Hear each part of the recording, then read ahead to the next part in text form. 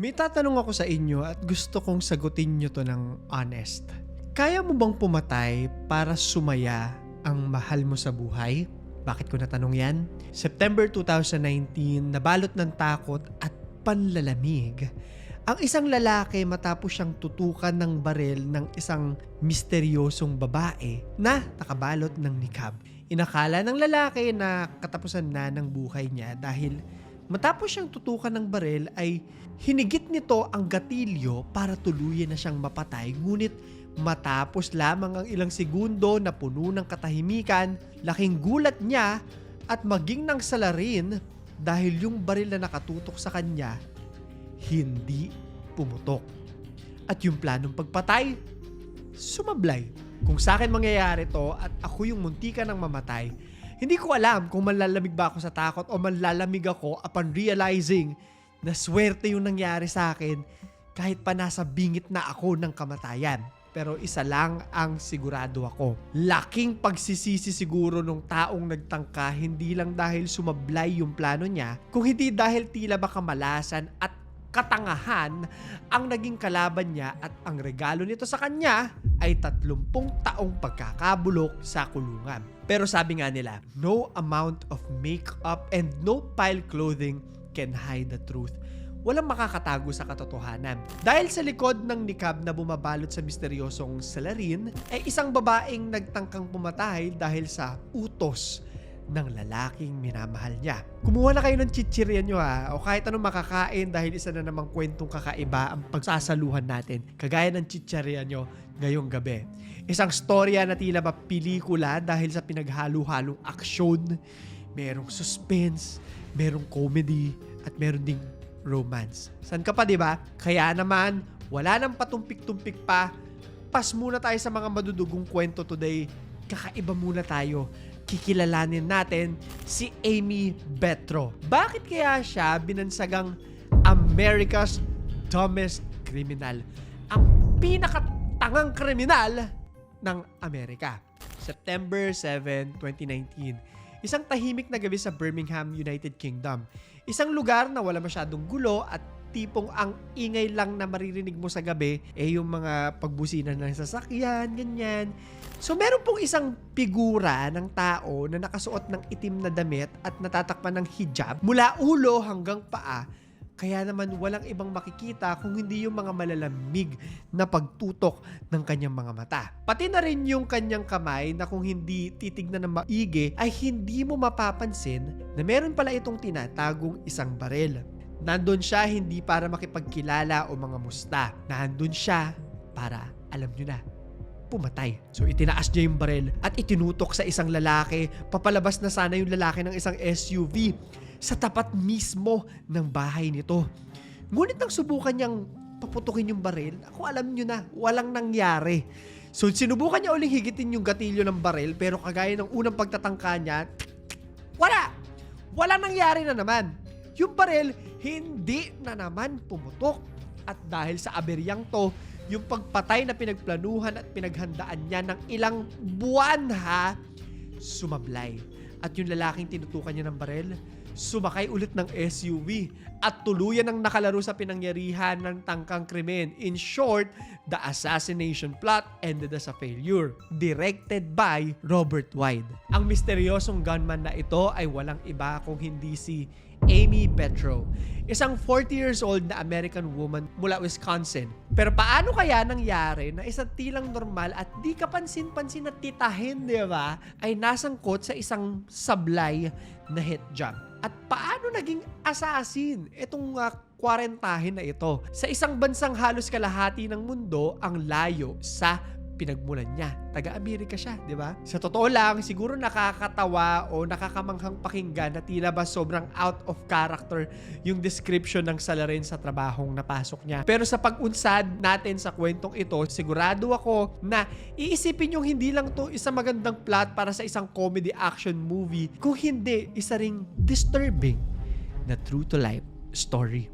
Who is Amy Betro? So sino nga ba itong si Amy Betro at paano siya nasangkot sa krimen na ito? Ipinanganak siya noong August 27, 1979. Si Amy Jean Betro ay lumaki sa Stevens Point, Wisconsin at nagtapos ng high school sa nasabing lugar noong 1996. Ang kanyang buhay pamilya ay masasabi nating medyo komplikado dahil na rin sa tatay niyang si Steven Betro na nasangkot sa iba't ibang krimen na dulot umano ng pagkakakulong sa ipinagbabawal na droga. Dahil dito ay tuluyang naghiwalay ang mga magulang niya at naiwan si Amy sa kustodya ng kanyang nanay na si Jean Johnson. Tumira sila sa isang maliit na bahay, isang lugar na kahit simple, naging dahilan naman ng pagsisimula ni Amy ng kanyang mga pangarap. Ayon sa mismong stepfather niya, si Amy ay mabait, matalino, at napakasipag mag-aral. Ayon sa mga naging guru niya, ni minsan, hindi naging pasaway si Amy. Hindi ito nakikipag-away at palagi rin itong pumapasok sa paaralan. Siya din ay naging isang competitive disc golfer at sumali sa 29 na tournaments between 2001 hanggang 2016, kung saan 8 sa mga ito ay naipanalo niya. Ang dami nun. Nag-aral din siya ng graphics design and early childhood education sa Wisconsin's Mid-State Technical College at matapos makagraduate noong 2005 ay nanatili sa iba't ibang low-level jobs na tinatawag. In short, siya ay isang tao na may imahe na napaka-wholesome. Isang imahe na napakalayo sa pagiging isang international fugitive na sangkot sa isang assassination plot at ngayon ay pinakatangang killer daw. Pagdating ng 2013, umalis siya sa Stevens Point at tuluyan nang nawalan ng contact sa kanyang pamilya. Ayon sa nanay niya, sa mga panahong ito ay napunta si Amy sa Chicago, ang lugar kung saan unti-unting napalapit sa mga maling tao ang anak niya na naging dahilan ng mga kakaiba at medyo saliwang desisyon nito sa buhay. 2018, nakilala at nagkaroon ng online relationship si Amy kay Mohamed Nabil Nazir, isang lalaking nakatira sa Derby, England. Nagkakilala sila sa isang online dating application at dito nagsimulang magkamabutihan na naging dahilan kung bakit lumipad si Amy papuntang Manchester. Ayun, ang layo na nalipad niya nga noong December 2018 para makipag-eyeball, no? Makipagkita at makasama ang lalaki pagsapit ng Pasko. Sa mga nakikisana all po dyan, maghinay-hinay lang kayo. Tandaan nyo, krimen ang ending ng kwentong ito kaya hinay-hinay lang din ha. At mag-iingat po sa pag-online dating. Wala namang masama dyan, lalo na kung single at ready to mingle ka. Reminder lang mula sa inyong Kuya Claro, lagi pa ring mag-iingat. Hindi lahat ng nakikita or nakikilala natin online ay totoong tao. Kaya bago pumasok sa isang relasyon o bago gumawa ng kahit anong desisyon, siguraduhin muna natin na napag-isipan natin ito ng maigi. So, tatalon tayo sa 2019. Sa panahong ito ay naninirahan pa rin sa West Allis, Wisconsin si Amy. Bigla na lamang siyang umalis at iniwan halos lahat ng personal na gamit niya mula sa mga appliances, damit, mga suitcases, mga bagay na hindi normal na biglang inaabandon na lamang ng mga tao. Sa mga panahong ito, yung dating Amy na nakilala bilang responsable, mabait at maaasahan, bigla na namang naglaho at unti-unting nawala na parang bula. Literally and figuratively sa paningin ng mga nakakakilala sa kanya. Pero baka sabi nga nila, diba, may mga tao talagang tanga sa pag-ibig. Napakatalino, pero pagdating sa pag-ibig, tanga. Ano nga kaya ang nangyari? Bakit sobrang discreet at tahimik ng pag-alis niya na tila ba gusto niyang walang nakakaalam sa mga to at wala ring nakakahalata na nasa ibang panig pala siya ng mundo. The plan. Sa ngayon siguro napapaisip na kayo, bakit nauwi sa isang assassination plot yung online love story ni na Amy at Nazir? Bakit from love story nauwi tayo sa suspense action? Nagsimula na nga ito noong 2018. Magbabacktrack tayo ng konti mula 2019. Yung boyfriend ni Amy na si Mohamed Nabil Nazir, kasama ng tatay nito na si Mohamed Aslam, nasasangkot na po pala sa violenteng pag-aaway dahil sa presyo ng isang wedding suit sa Seher Boutique, isang clothing store sa Birmingham na pag-aari ni Aslat Mahumad.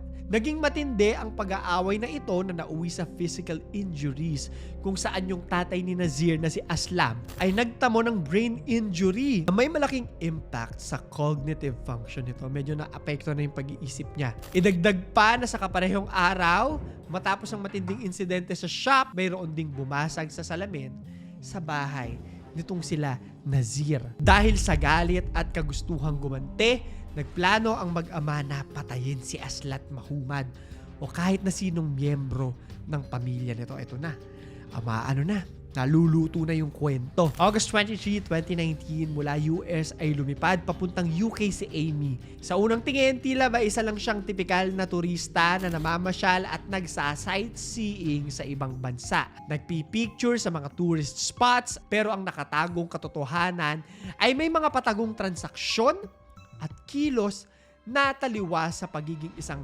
tipikal na turista.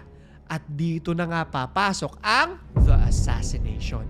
Bumili siya ng mga burner phones. Yung bang tinatapon or para hindi ka matrack, yun di ba sa mga teleserye. Isang 9mm handgun at mga bala nito. Isang itim na niqab o yung traditional garment worn by some Muslim women. A veil that covers the face except for yung mata, yung eyes. At bumili ng isang black Mercedes gamit ang false name na Becky Booth. Pagdating ng September 4, 2019, nagbiyahe siya papuntang Derby para kitain nga itong si Nazir. Sa kaparehong araw, yung handgun na binili niya ay tinesting nila sa isang wasteland. Sa araw na yon ay pumutok naman ito at walang naging problema. Hindi kagaya nung mangyayari. Nag-book si Amy ng isang kwarto sa Rotunda Hotel sa Birmingham. At yung dalawang burner phones na binili niya ay ibinigay niya kay Nazir. In fairness sa kanya, ang dami niyang pera ha. September 6, 2019, tinawagan niya si Mahumad at nagpanggap bilang isang interesadong buyer ng binibenta nitong Volkswagen Golf na in-advertise naman nitong lalaki sa Gumtree, which is isang British-based online advertisement. Tumanggi si Mahumad na makipagkita kay Amy. Ayon sa kanya, nagtataka daw siya kung paano nakuha ni Amy yung number niya, samantalang hindi niya naman to binigay online. Dahil sa paghihinalang ito, nag-offer si Mahumad na magpadala ng ibang tao para makipagkita sa babae at ipakita dito ang sasakyan. Pagdating ng umaga ng September 7, umalis siya ng hotel at bumili ng second-hand na Mercedes E240 gamit ang pangalan na Becky Booth. Mula dito ay nagbiyahe siya papunta sa Yardley area ng Birmingham kung saan siya matyagang naghintay sa labas mismo ng bahay ni Mahumad. Pagsapit ng gabi, isang SUV ang tumigil sa labas ng bahay ni Mahumad at ang sakay nito ay ang anak niya hindi siya. Ang anak niya na si Sikander Ali. Habang papalabas ng SUV si Sikander, kasabay namang lumapit sa kanya si Amy na suot na yung itim na niqab. Naglabas ng barel na ipinaputok sa kanya. Sa mga oras na to, abot-abot na yung kaba at takot ni Sikander. Pero dahil na rin pareho silang nabigla na hindi pumutok yung baril ni Amy, muling nakasakay sa SUV si Sikander at tuluyang nakatakas doon sa lugar. Sa paglayo nito, nabangga pa ng kotse ni Sikander ang pintuan ng sasakyan na dala ni Amy na nagdulot ng malaking damage dito. Muling sumakay si Amy sa sasakyan niya at tuluyan nang umalis sa lugar. Iniwan rin ng babae ang sasakyan sa di kalayuan. Naipaalam ni Sikander ang mga pangyayari sa kanyang pamilya at nang ikutin nila ang lugar, nakita nila yung sasakyang iniwan ni Amy. Isang ebidensya na nakatulong sa kaso nila. So kinabukasan po ng umaga, bumalik si Amy sa pinangyarihan ng krimen. But this time, hindi niya suot yung niqab. Sakay ng isang taxi, inutusan niya yung driver na magpark sa di kalayuan sa bahay nila Mahumad. Dito na siya naglakad papunta sa bahay at ilang beses na pinaputukan ng baril ang mga bintana nito. Pero sa pagkakataong yon, walang ni isang tao sa loob ng nasabing tahanan. So kung makikita nyo, fail na naman. Hindi niya iniisip yung ginagawa niya.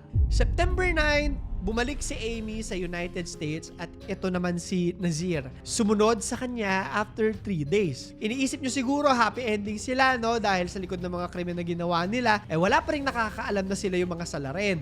Tandaan nyo, di ba? Secrets are made to be found in no time. Kahit anong pag-iwas at pagtatago nila, lalabas at lalabas pa rin ang katotohanan, ang pag-aresto. Mag-isang bumalik si Nazir sa UK noong October 13 at pagtapak pa lamang niya sa bansang kanyang pinagmulan, nahuli na agad siya ng mga pulis. Dahil sa pagkakahuling ito, nakita sa cellphone niya ang video ng test fire sa baril na ginamit ni Amy.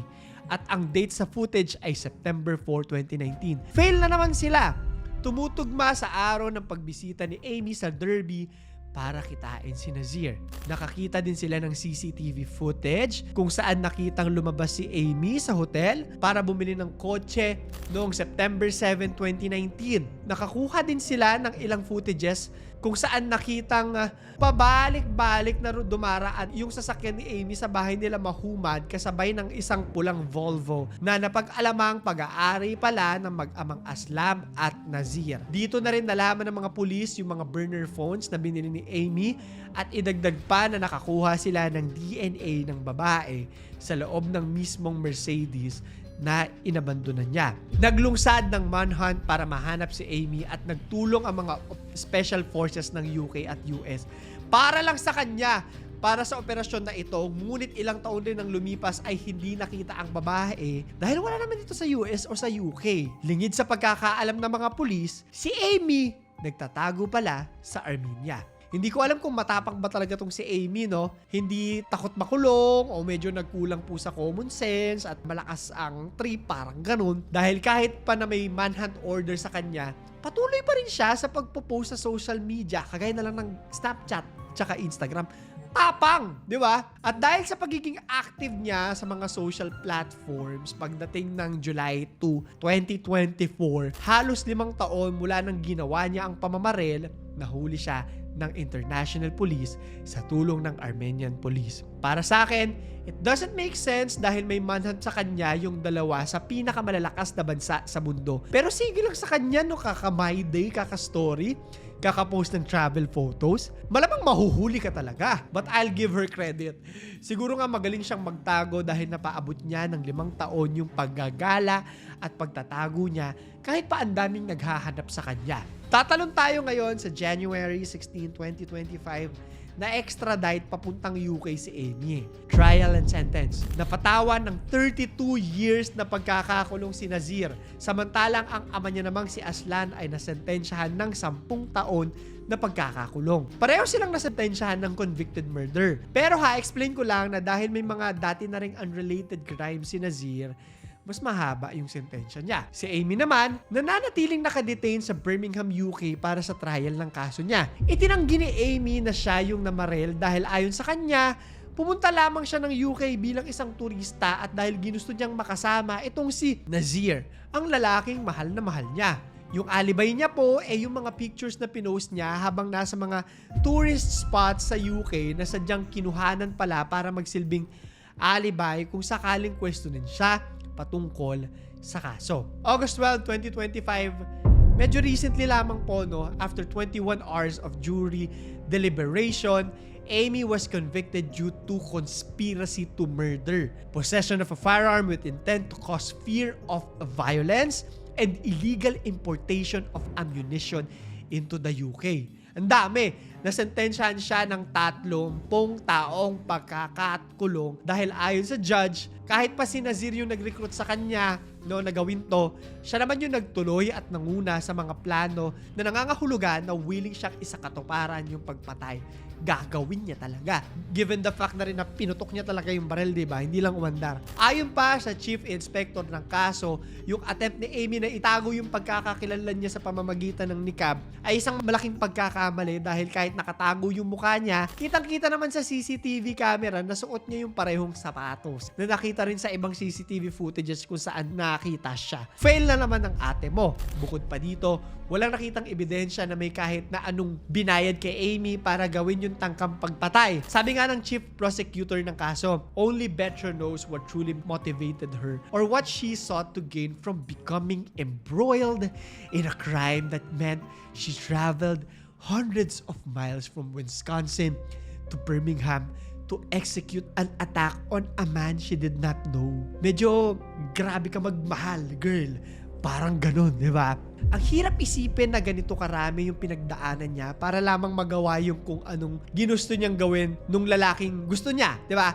Well, pareho silang nasentensyahan ng 30 years in prison at kung yun yung relationship goals nila, nagkatotoo na nga. Machi-machi. Sabay silang tatanda sa loob ng kulungan sa parehong bansa habang pinagdudusahan yung sablay na krimen na pinagplanuhan nila.